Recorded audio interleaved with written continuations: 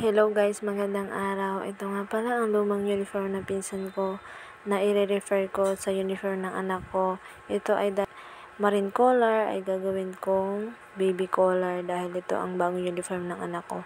So ito na nga, i-shape ko na siya sa pagka baby collar at tatastasin ko na yung collar para matahi ko na siya sa pagka baby collar at pagkatapos ko siyang natahi sa pagka baby collar ay guguntingin ko na siya sa pagka baby collar. At pagkatapos niya na ibabaliktarin ko at tatahiin ko yung sa gitna niya para maganda yung pagkakafix ng pagka-baby collar. At pagkatapos niya ay ikakabit ko na siya sa blouse.